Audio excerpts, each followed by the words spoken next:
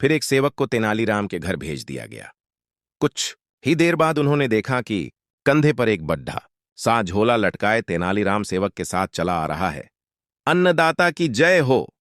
तेनालीराम, आज तुम अभी तक कहाँ थे? क्या बताऊं अन्नदाता, रुआसी सी सूरत बनाकर तेनालीराम बोला। मैं तो बड्ढी दुविधा में फंस गया हूं, कहकर उसने झोले में हाथ डाला और एक मोटा ताजा मुर्गा बाहर निकाला। यह क्या, मुर्गा इसे झोले में डाले कहां घूम रहे हो? महाराज, यही दुष्ट तो मेरी दुविधा का कारण है, दुखी स्वर में तेनालीराम ने कहा। महाराज, आपकी दुआ से मेरे पास 15 मुर्गियां हैं और एक ये इकलौता मुर्गा है। कुल मिलाकर ये 16 प्राणी हुए और एक छटांक प्रत्येक के हिसाब से मैं 16 छटांक दाना रोजाना 10 हब्बे में डालता हूं।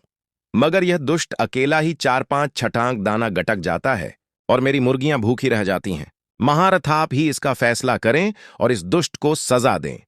महाराज हंस पढ़े। अरे भाई तेनालीराम, इसमें भला इसका क्या दोष है? यह अधिक चुस्न दुस्त्य है, इसलिए ये अपने हिस्से से 4-5 गुना अधिक दाना खा जाता है। अपनी क्षमता के हिसाब से इम मिलना ही चाहिए, बल्कि दंड के अधिकारी तो तुम हो जो इसे इसकी शारीरिक क्षमता से कम देते हो। महाराज की बात सुनकर सभी दरबारियों ने उनकी हां में हां मिलाई। तेनालीराम ने मुर्गे को वापस झोले में रख लिया। खैर, अब आप यह बताएं महाराज कि सेवक को कैसे याद किया?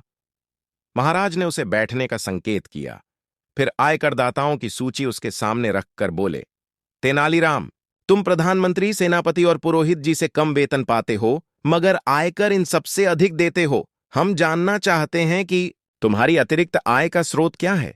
तेनालीराम शांत बैठा रहा। महाराज, कुछ देर बाद शांत भाव से वह बोला, आप यूं समझें कि जैसे मेरे मुर्गे को होती है समझ लें कि आपकी मुर्गियों में मैं अकेला मुर्गा हूं। तेनालीराम की बात सुनकर न केवल महाराज बल्कि दरबारी गण भी हंस पड़े। मुर्गे की मिसाल देकर तेनालीराम ने सारी बात समाप्त कर दी थी।